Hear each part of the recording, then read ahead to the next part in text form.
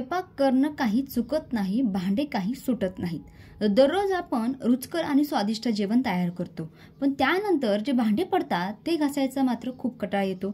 त्यातली त्यात जर नवीन काही पदार्थ बनवायचा असेल तर मात्र ढिगभर भांडे पडतात आणि मग ते घासायला नकोसं होतं। मग अशा वेळेस कोणत्या टिप्स वापरायच्या जेणेकरून रुचकर स्वयंपाक तर होणारच आहे, परंतु भांडे देखील कमी पडणार आहेत, जाणून घेऊयात। नमस्कार मैत्रिणींनो, प्रज्ञाच मराठी गृहिणी या यूट्यूब चॅनलमध्ये मी प्रज्ञा तुमचं अगदी मनापासून स्वागत करते।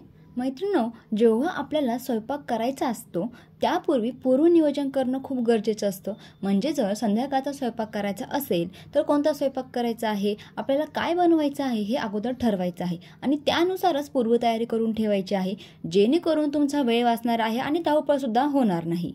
तर मी आज संध्याकाळी छोले भटुऱ्याची भाजी करणार आहे। मग छोले भटुऱ्यासाठी काय काय साहित्य लागतं हे संपूर्ण साहित्य मी अगोदर तयार करून ठेवणार आहे आणि जे काही भांडे पडणार आहेत ते सुद्धा लगेच घासून काढणार आहे। जसं की आता मला छोले भटुऱ्यांसोबत जिरा राईस सुद्धा करायचा आहे, त्यामुळे मी अगोदर जे तांदूळ असतात ते स्वच्छ धुवून 1 तासभर तसंच पाण्यामध्ये ठेवणार आहे व त्यानंतर भटुऱ्याची तयारी करणार आहे। भटुरे तयार करण्यासाठी मैदा, रवा, दही, मीठ, थोडा सोडा असं संपूर्ण साहित्य एकत्र करून दह्यामध्येच हे पीठ मी भिजून ठेवणार आहे 3 ते 4 तास। म्हणजेच ही माझी पूर्वतयारी आहे। संध्याकाळी काय करायचं आहे हे जर माहिती असेल ना तर आपल्याला नक्कीच सोपं पडतं सर्व काही करण्यासाठी आणि यामुळे पदार्थ रुचकर होणारच आहे, परंतु तुमची धावपळ वाचणार आहे। 1 तासाच्या नंतर छोल्याच्या भाजीची तयारी करून घेतली। छोल्याची भाजी करण्यासाठी दिवसभर छोले पाण्यामध्ये भिजू घातले होते व त्यानंतर संध्याकाळी ते स्वच्छ धुवून काढले आणि कुकरमध्ये 3 ते 4 शिट्ट्या करायला टाकून दिले। त्या 3 ते 4 शिट्टी झाल्याच्या नंतर कुकर थंड होऊन दिला, तोपर्यंत जे काही छोले तयार करण्यासाठी साहित्य लागणार होतं ते साहित्य तयार करून घेतलं। जसं की अद्रक लसणाची पेस्ट, कांदा टोमॅटोची पेस्ट तयार करून घेतली। आता हे जे संपूर्ण साहित्य असतं ते आपल्या मिक्सरच्या भांड्यामध्ये करायचं असतं आणि तसंच जिरा राईस तयार करण्यासाठी कोथिंबीर कट करून ठेवली, भाजीला सुद्धा कोथिंबीर लागणार आहे त्याची संपूर्ण तयारी करून घेतली, हिरव्या मिरच्या कट करून ठेवल्या, म्हणजे चॉपिंग बोर्डचं सुद्धा काम इथे माझं झालेलं आहे। आता जे काही भांडे मला पडले होते जसं की चॉपिंग बोर्ड आहे, मिक्सरचं भांडं आहे, कुकर आहे, जे काही संपूर्ण साहित्य आहे ते बेसिनमध्ये ठेवून दिलं आणि ते संपूर्ण भांडे मी घासून काढले, जेणेकरून जेव्हा संध्याकाळी जेवायला ताटं घेतो तेव्हा जास्त ताटं पडायला नको आणि जास्त किचनवाट्यावर राडा व्हायला नको, त्यामुळे हे संपूर्ण साहित्य मी स्वयंपाक करत असतानाच करून घेतलं।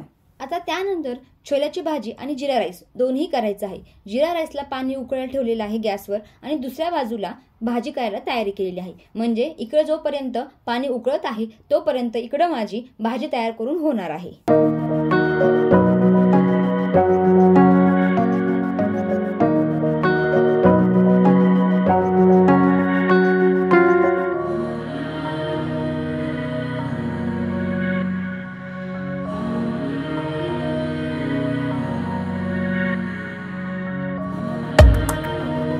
आता तोपर्यंत छोले मी कमी गॅसवर शिजून देणार आहे आणि इकडे तोपर्यंत पाणी सुद्धा उकळलेलं आहे। आता या उकळत्या पाण्यामध्ये मी तांदूळ टाकणार आहे। जिरा राईस करण्यासाठी भात अगोदरच शिजून घ्यायचा असतो। आता मी इकडे भात शिजून घेणार आहे आणि त्यानंतर भात थंड होऊन देते।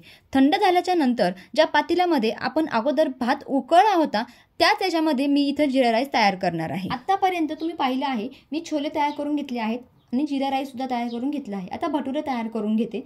त्याच्यासाठी अगोदरच कढई गॅसवर मांडलेली आहे, त्याच्यामध्ये तेल टाकलेलं आहे आणि आता पटकन भटुरे तयार करून घेते, तळून घेते आणि माझी डिश मी तयार करते। पहा, इथे माझी डिश तयार करून झालेली आहे, जिरा राईस झालेला आहे, भटुरे तयार करून झालेले आहेत, त्याचबरोबर छोलेची भाजी आणि आता माझा स्वयंपाक झालेला आहे। त्यानंतर सर्वांनी एकत्र बसून जेवण केलं। जे संपूर्ण भांडे होते ते संपूर्ण भांडे मी घासून काढले। दररोज संध्याकाळी जे ढिगभर भांडे पडतात ते अतिशय कमी झालेले आहेत, किचन वाटा स्वच्छ पुसून काढला। अशा पद्धतीने दररोज संध्याकाळचा स्वयंपाक मी करते, तुम्ही सुद्धा नक्की करावा। व्हिडिओ कसा वाटला कमेंट बॉक्समध्ये नक्की कळवा। आवडल्यास लाईक करा, शेअर करा आणि सबस्क्राईब करा।